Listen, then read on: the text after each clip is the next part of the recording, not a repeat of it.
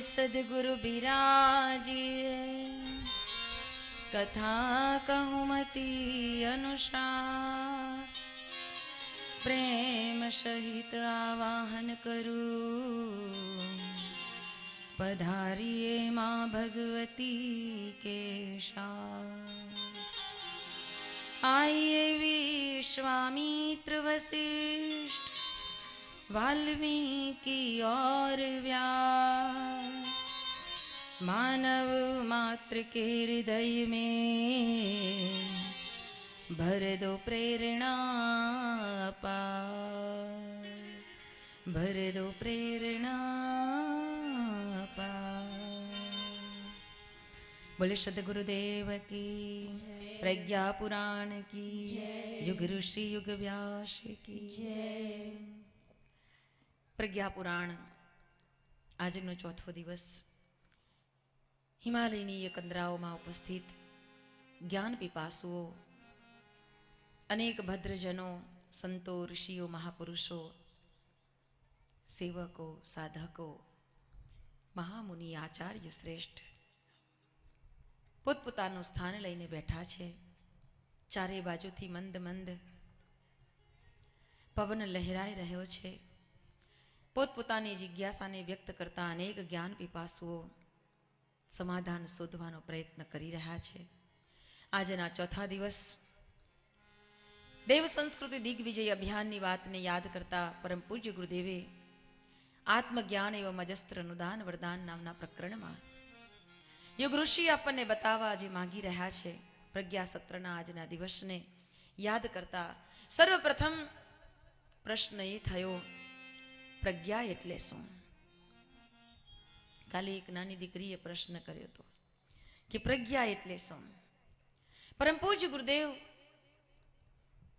કહેવા માંગે કે બુદ્ધિ એ પ્રજ્ઞા નથી. બુદ્ધિ ભગવાને બધાને આપી, પરંતુ બુદ્ધિ થકી સારામાં સારી ડિગ્રી સર્ટી પ્રાપ્ત કરી શકે, ઊંચા સ્થાન ઉપર બેસી શકે. બુદ્ધિ થકી કોને કેમ પાડવું ને કોને કેમ પછાડવું એ બધું આવડી શકે. બુદ્ધિ એ ઘણું બધું કરી શકે, ઘણું બધું કમાઈ શકે, ઘણા બંગલા બનાવી શકે, બુદ્ધિથી ઘણું બધું થઈ શકે. પણ બુદ્ધિનું સ્તર જ્યાં પૂરું થાય ત્યારે મેધા શક્તિ આવે. બુદ્ધિની સાથે પરમાર્થની ભાવના જ્યારે જાગે ત્યારે મેધાવી શક્તિનો વિકાસ થાય. અને એથી વિશેષ સંપૂર્ણતઃ બુદ્ધિમાં મેધા તત્વ જાગૃત થયા પછી રીત્યાને સત્ય, સત્યતાને જ જીવનમાં ભરી ચૂકવાની સમર્પણ ભાવના ભીતરમાં જાગૃત થાય. ઇતિ પ્રજ્ઞા.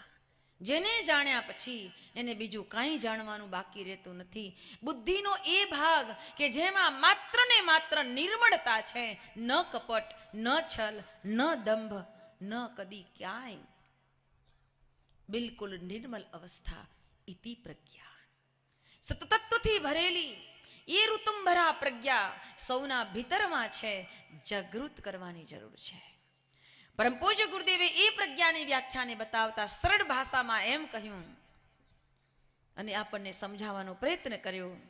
પ્રજ્ઞા સદગુણો નિખાણ છે, જ્ઞાનામૃતની સુધાધાર છે, શૂલભ બ્રહ્મ વિદ્યાણી વાણી છે, જન જનની કલ્યાણી છે, વિધિ ભવરોગના નિદાન, આરતી શ્રી પ્રજ્ઞા પુરાણ, યુગ દ્રષ્ટાના દિવ્ય જ્ઞાન. સદગુણોનો સમુચય ભંડાર ભીતરમાં જાગૃત થાય ત્યારે તેની પ્રજ્ઞાનો ઉદય થાય. તેથી આત્મજ્ઞાનની જાગૃતિ માટે મુખ્ય શરત, પ્રથમ શરત જો કોઈ હોય એ પ્રજ્ઞાની જાગૃતિ છે. જ્યાં સુધી પ્રજ્ઞા ન જાગે. આત્મજ્ઞાન એવં અજસ્ત્ર અનુદાન. અજસ્ત્ર અનુદાન પરમાત્મા આપણને આપે. ક્યારે આપે? આત્મજ્ઞાન થાય ત્યારે. અને એ આત્મજ્ઞાન માટે આપણે શું કરવું જોઈએ એ વાતને આજના પ્રકરણમાં યુગ ઋષિ યુગ દ્રષ્ટા વેદમૂર્તિ તપોનિષ્ઠ પંડિત શ્રી રામ શર્મા આચાર્યજીએ બતાવવાનો પ્રયત્ન કર્યો છે. એને સમજાવતા પરમ પૂજ્ય ગુરુદેવ કહે છે, ભદ્રા જિન્મનામર્ત્ય પશુ વૃત્તિયુતો ભવેત સંચિતો વ્યવહારો યોનિષુ હિ નિમગ્નઃ ભ્રામ્યતાસિતિ સંખ્યાસુ ચતુસ્તરકાસ્તુ ગરિમ્નો મર્ત્ય ભાવસ્ય તાજ્યો વિસ્મર્ય એવ ચ દેવયોની ગરિમ્ણસ્ય યોગાણાં ગુણકર્મણાં પ્રકૃતિરપી ચાભ્યાસ કર્તવ્યો હિ મર્ત્ય જન્મની ત્યાગ સ્વીકારો રેવા નર્યોર્વા પ્રક્રિયામતા દેવ સંસ્કૃતિ રૂક્તા તો દેવત્વં નર આશ્રયે દેવત્વં નર આશ્રયે ભદ્રાજીન્મનામર્ત્ય પ્રસુ વૃત્તિ યુતો ભવેત. આચાર્ય શ્રેષ્ઠ કહી રહ્યા છે, હે ભદ્રજનો, સંસારમાં ભગવાને સર્વ પશુ પક્ષીઓ કરતા પણ મનુષ્યને કેટલી ઊંચી અવસ્થા પ્રદાન કરાવી, છતાંય પશુ વૃત્તિ યુતો ભવેત. છતાંય મનુષ્યની અંદર આ પશુતા કેમ છે? એનું જીવન પશુ વૃત્તિઓથી કેમ ભરાયેલું છે? આપણા માટે બહુ ચિંતન માંગી લે એવી વાત છે. આચાર્ય શ્રેષ્ઠ કહે છે, સંચિત હો વ્યવહારો હો. અનેક જન્મોના સંચિત થયેલા એ કર્મને આધીન આ સમયમાં આપણે ઘણું સારું કરીએ પણ છતાંય ક્યાંક બગડે તો કારણ શું છે? અંદરથી ન આવવાનું આવે તો કારણ શું છે? પશુ વૃત્તિ યુતો ભવેત સંચિતો હો વ્યવહારો. 84 લાખ યોનિમાં પરિભ્રમણ કરીને આવ્યા છીએ એટલે એના જે સંચિત સંસ્કારો છે એ સંચિત સંસ્કારો વારે વારે ઉભરો લાવે. અને એટલે ઘણા કે ને કે આ ભાઈ કે આ બેન આમ બહુ સરસ કામ કરે પણ છતાંય આટલી વાત ખોટી, આટલી વાત ખોટી, આટલું આમ ન થવું જોઈએ, પણ એ થઈ જાય છે. કેમ થઈ જાય છે? સંચિતો વ્યવહારો એનો વાંક નથી, પણ જન્મો જન્મના જે સંચિત થયેલા કર્મનો ફળ, એના જે સંસ્કાર એ આત્માની સાથે જોડાય છે. આ આત્મા શરીરને ધારણ જરૂર કરે છે, પણ એ શરીર કેવું ધારણ કરે? તો કે તમે જેવા કર્મ કરો છો એ કર્મને લઈને એ શરીર ધારણ કરે છે. માટે પરમ પૂજ્ય ગુરુદેવ કહે કે એક એક વિચાર બહુ જ સમજી વિચારીને જીવનમાં ધારણ કરવાનો પ્રયત્ન કરજો, કારણ કે પ્રત્યેક કર્મનું બીજ વિચાર છે. પ્રત્યેક કર્મનું બીજ વિચાર છે, અને એ વિચાર જો ખોટો આવી ગયો તો માણસ કામ ખોટું કરશે. જેવો ખોટો વિચાર આવે ને તરત એને રજા આપો કે તને મારે કામે રાખવાનો. કામ સારું ન કરતો હોય એવા નોકરને તમે રાખો? તમે સમજાવીને થાકો તો એ હરખું ન કરે તો તેને રાખો? તો વિચારો આપણે આખી જિંદગી બગાડી નાખે. એવા ખરાબ દૂષિત વિચારોને આપણી અંદર ન આવવા દેવાય, અને આવે તો એને તરત રજા અપાય કે તું ભાગ, મારે તને રાખવો. આ જાતે જાગૃત થાય તો થાય. પણ આ તો આપણે તો આપણા વિચારો તો ઠીક, પણ કોક આપણને કહી જાય ને એના વિચારે આપણે તો ચાલીએ. આપણું રિમોટ બીજો વાપરે. શું કામ? તમારી અંદર બુદ્ધિ નથી? આપણામાં બુદ્ધિ છે કે નથી? ભગવાને આપણને બધાને બુદ્ધિ આપી છે. આપણે આપણી બુદ્ધિથી ચાલીએ. આપણી બુદ્ધિને કોઈ ઉપયોગ કરે. શું કામ? આને આમ કહી દીધું એટલે આમ કરવું પડે, અને આમ કીધું. અરે એ તો બધુંય કે આપણે શું કરવું છે આપણે વિચારો કે આપણે કેવી રીતે કામ આગળ ધપાવવું, આપણું કામ કેમ કરવું, આપણે કેમ પરિવાર સંભાળવો, આપણું જીવન કેમ બનાવવું, આપણે વિચારવાનું છે. પૂર્વના સંચિત કર્મોને લઈને દરેકની પાસે આ બેલેન્સ અલગ અલગ છે. કોઈની પાસે સરખું બેલેન્સ નથી. એટલે ક્યારેય એવું ન વિચારવું કે હું ધારું એવું જ બધું થાય. એવું સંભવ નથી, શક્ય નથી. દરેકને પોતાની બેલેન્સની સીટ પ્રમાણે ચાલવાની વૃત્તિ હોય અને દરેક પોતપોતાની મતિથી ચાલતું હોય. ક્યારેય પણ એ સંભવ ન બની શકે. અને એના કારણે થઈને પછી આપણા મનને દુઃખ ન થવું જોઈએ. દુઃખ ન થવું જોઈએ. સંચિત વ્યવહારો, આ તો આ બધા વ્યવહાર પૂર્વના સંચિત કર્મોને લઈને એ કરી રહ્યો છે. અને એટલે થોડુંક આમ તેમ છબછબિયા કરતું માણસ આગળ ધપતું જાય. પણ પરમ પૂજ્ય ગુરુદેવ આ સત્રમાં એમ કહેવા માંગે છે કે બેટા, જે દિવસે પોતાના એ સંચિત કુસંસ્કારો છે, પોતાના એ સંચિત દુર્વ્યવહારો છે, એને જાતે જોઈ અને દૂર કરે અને શુભ તત્વોને પોતાનામાં જીવંત કરવાનો પ્રયત્ન કરે, તે દિવસે દેવ સંસ્કૃતિની જે વાત છે એ વિકસિત થશે અને આત્મજ્ઞાનની જાગૃતિ થશે. આ બે કામ એને સાથે કરવા પડશે. પરમ પૂજ્ય ગુરુદેવ બતાવે કે આ બે કામ એને સાથે કરવા પડશે. એક બાજુ પશુ વૃત્તિ તો ભવેદ, એને દૂર કરવી પડશે, પશુ વૃત્તિઓને છોડવી પડશે અને શુભ સંસ્કારોને જીવનમાં સ્થાપિત કરવા પડશે. આ બંને કામ સાથે કરવા પડશે. એકને છોડવું ને એકને ધારણ કરવું, આ બંને કામને સાથે કરવા પડશે. જ્યારે વ્યક્તિ જાગૃત બની આ બંને કામને સાથે કરવાનો ઉપયોગ કરવા માંડશે, એ સાથે ચાલી શકશે, તો અવશ્ય આત્મજ્ઞાન તેના ભીતરમાં જાગૃત થશે. અને જ્યારે આત્મજ્ઞાન જાગૃત થઈ જાય ત્યારે એને કોઈની કોઈ ફરિયાદ ન હોય. મુક્તસ્ય આત્મા. જે પરિસ્થિતિઓ, જે ઘટનાઓ બને છે એ ઘટનાઓને માત્ર સાક્ષી ભાવથી જુઓ. માત્ર ને માત્ર તેને જુઓ, તેના મયના બની જાઓ. એના મયના બની જાઓ, એને જુઓ. જે કાંઈ બની રહ્યું છે મારા હિત માટે બની રહ્યું છે.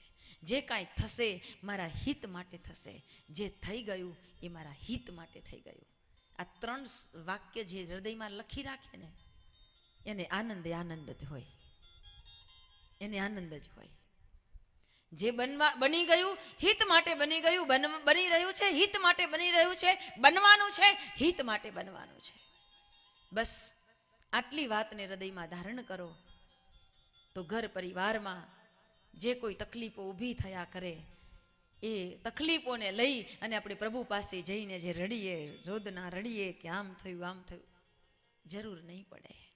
કારણ આત્માની જાગૃતિ થઈ જાય. અને તેથી પરમ પૂજ્ય ગુરુદેવ આપણને એ બતાવવાનો પ્રયત્ન કરે, ભ્રામતા સિદ્ધિ સંખ્યાસુ ચતુસ્તરકાશુ તુ ગરિમનો મર્ત્ય ભાવસ્ય ત્યાજ્યો વિસ્મર્શયેવ ચ. એને વિસ્મરણ થઈ ગયું છે. એ ભૂલી ગયો છે કે હું કોણ છું.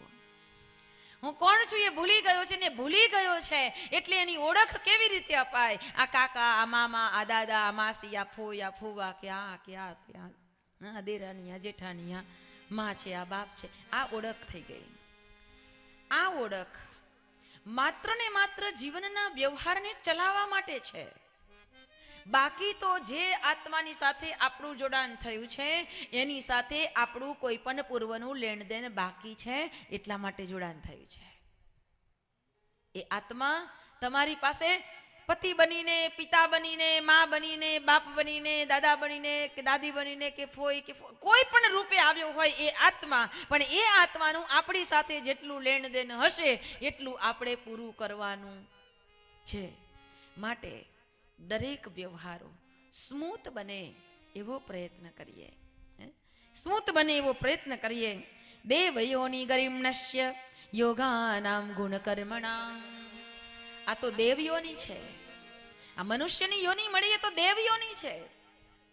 અને કહ્યું ગરિમનસ્ય, તો એટલી બધી ગરિમાને વિકસિત કરી શકે એવી આપણને આ દેવયોની પ્રભુએ આપી.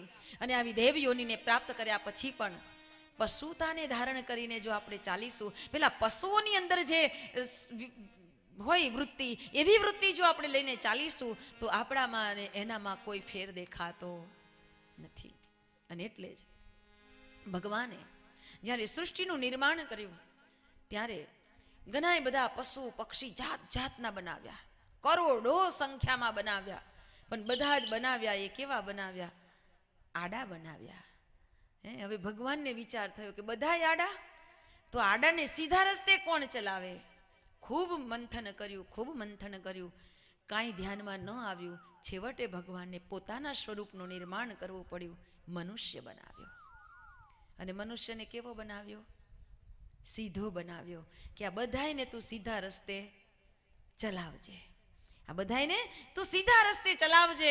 પણ આપણને ખબર છે કે જેને આડા બનાવ્યા છે એને તો ક્યારેય કોઈ ખોટા કામ કર્યા છે? જેને સીધો બનાવ્યો એ જ બધા આડા કામ કરવા માંડ્યો છે. આ આડા ચાલનારા પ્રાણીઓને તો ખાલી તમે એક ડફણું બતાવો ને તોય બિચારું એના ખીલે જઈને ઊભું રહી જાય, જેને ડોબું કહેવાય. એ ડોબાને ખાલી ડફણું બતાવો તો એના ખીલે જઈને ઊભું રહી જાય. પણ આ મનુષ્યને ભગવાને પોતાનું સ્વરૂપ આપી દીધું, પોતાની શક્તિ આપી દીધી, પોતાનું સામર્થ્ય આપી દીધું. ગુરુદેવ તો એમ કહેતા કે બેટા તું સ્વયં ભગવાન હૈ, ઉઠાવ उसको भीतर से उठाओ. गुरु नानक जी एम कहे सब घट मेरे साइया सोनी सेज ने कोई बलिहारी उस घट की जा घट प्रगट वो होई. प्रगटाવો, એને ઊભો કરો, ભીતરમાં બેઠેલો છે એને જગાડો. પણ ના સમજ, અજ્ઞાનતા, અવિદ્યા એ એવા બધા આવરણો છે કે એને એમ જ લાગે કે આટલું કરું ને એ જ બધું બસ મસ્ત, હવે કાંઈ જરૂર.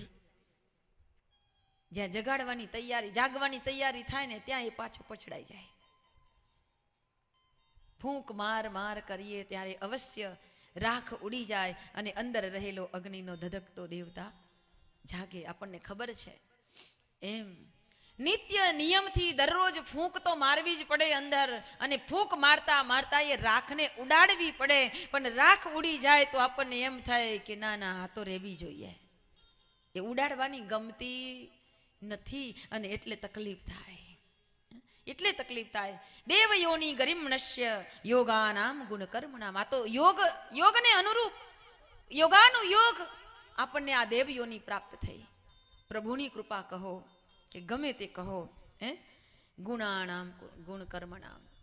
આપણને ભગવાને દેવ યોગે દેવ યોની પણ આપી અને અનેક પ્રકારના દૈવી ગુણો પણ આપ્યા.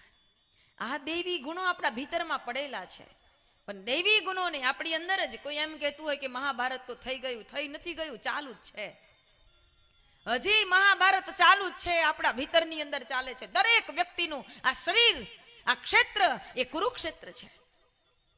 આદરણીય ડોક્ટર સાહેબે યુગ ગીતાના આ વખતના અંકની અંદર યુગ ગીતાની અંદર બહુ સરસ વાત કરી છે. આ યુગ ગીતાની અંદર કહેવામાં આવે છે કે ઇન્દોરના એક મહારાણી અહલ્યા હોલકર, એ અહલ્યા હોલકર એટલા બધા ભક્તિ ભાવના વાળા હતા, એટલી બધા ભક્તિ પૂર્ણ હતા. એમના ભીતરની અંદર ભક્તિ ભાવ એટલી બધી જાગૃત હતી અને તે સતત પ્રજાને સુખ રાખવાનો પ્રયત્ન કરતા. બધાને સુખી રાખવાનો તો પ્રયત્ન કરે, પણ પોતાની મનસ્થિતિ ન સરખી હોય તો ન પણ સુખી રહી શકે.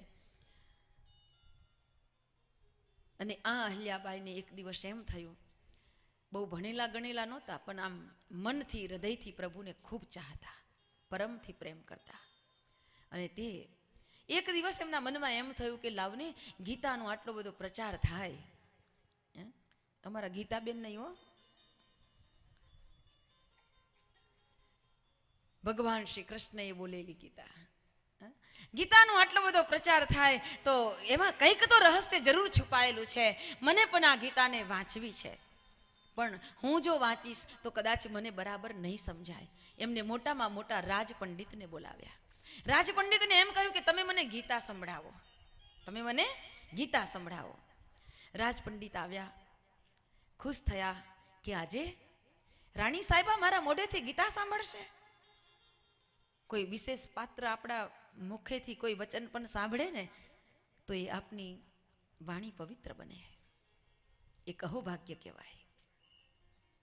આ ઊંચા પંડિત, મહાન પંડિત આજે બહુ ખુશ થયા અને ગીતા લઈ અને બેઠા.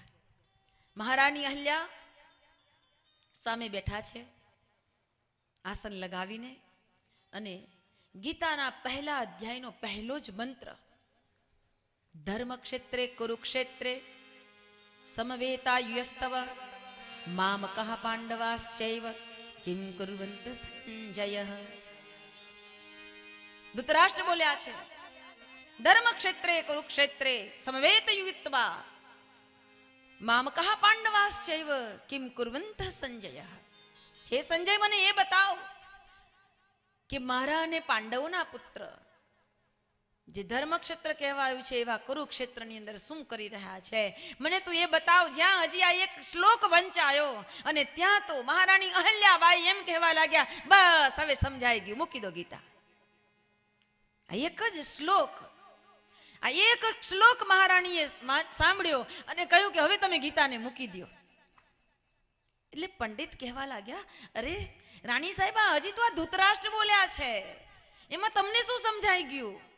તો કે બસ હવે મને કાંઈ સમજવાની જરૂર નથી. અરે પણ આમાં તમે શું સમજી ગયા, મને તો સમજાવો. કેટલો મોટો પંડિત, કેટલું ઊંચું જ્ઞાન ધરાવનારા પંડિત આજે જેને કાંઈ ખબર નથી પડતી એવા મહારાણી સાહેબા પાસે જઈને એમ કે, એને એમ કહેતા હોય કે મને સમજાવો, તમને શું સમજાઈ ગયું? અને ત્યારે મહારાણી અહલ્યા હોલકર કહે છે કે તમે જે વાંચ્યું હશે તે, પણ મને જે સંભળાયું છે ને એ હું તમને કહું છું. અચ્છા, તો તમને જે સંભળાયું હોય એ અમને બતાવો. અને ત્યારે મહારાણી બોલ્યા છે, ક્ષેત્રે ક્ષેત્રે ધર્મ કુરુ, ક્ષેત્રે ક્ષેત્રે ધર્મ કુરુ. મને તો આટલું સમજાઈ ગયું. ગમે તે ક્ષેત્ર હોય, પરંતુ તમે ધર્મને કરજો, ધર્મને આચરજો, ધર્મને સ્વીકારજો, ધર્મથી જ ચાલજો. ગમે ત્યાં તમે બેઠા હોય, ગમે તે જગ્યા પર હોય, ગમે તે સ્થાન ઉપર હોય, ગમે તે હોદ્દા ઉપર હોય, ગમે તે કામ કરતા હોય, પણ ક્ષેત્રે ક્ષેત્રે, એક ક્ષેત્ર છે આપણું કામ કરવાનું. ક્ષેત્રે ક્ષેત્રે ધર્મ કરો, ધર્મને લઈને ચાલજો, અધર્મને કદી પણ સ્વીકારો નહીં. અધર્મ એ પાપ છે, અધર્મ એ અન્યાય છે, અધર્મ અનીતિ છે. આ યુદ્ધ હતું, ધર્મ યુદ્ધ હતું, અને એવું જ યુદ્ધ આપણા ભીતરમાં ચાલી રહ્યું છે. આ શરીર એ પણ એક ક્ષેત્ર છે, આ શરીર એ પણ એક ક્ષેત્ર છે, અને આ ક્ષેત્રમાં પણ એક યુદ્ધ, ભીષણ યુદ્ધ ચાલી રહ્યું છે. આપણા શરીરની અંદર, આપણા મનની અંદર આપણા બે મન છે. એક મન એ કૌરવોનું મન છે અને એક મન એ પાંડવોનું મન છે. આપણા અંદર ચાલે જ છે.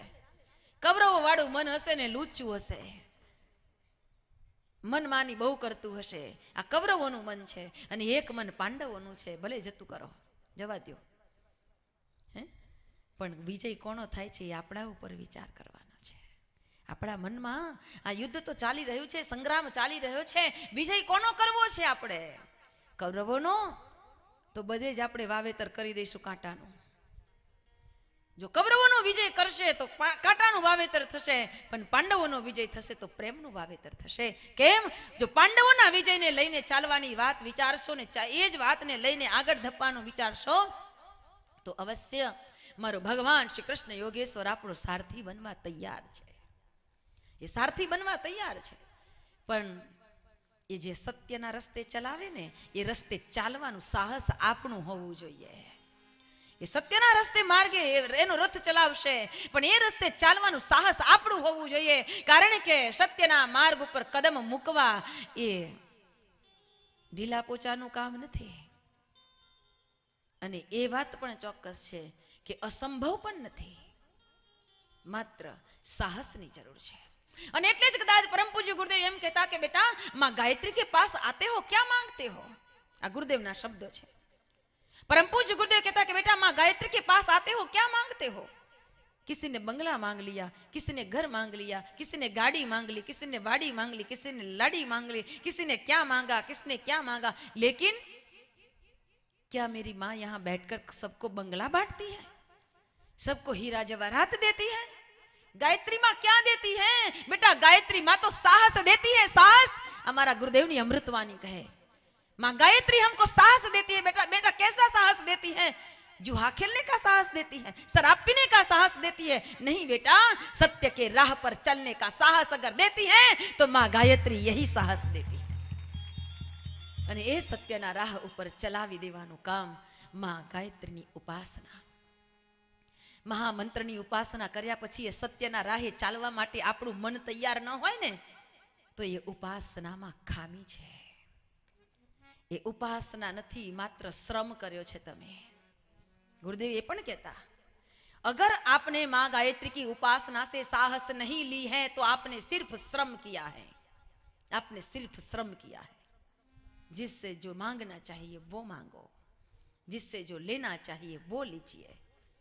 અને આ વાતનો જ્યારે સ્વીકાર કરશે ને સાચા અર્થમાં સાધક, આ વસ્તુને જ્યારે પકડી લેશે ને ત્યારે એનું જીવન ધન્ય બની જશે.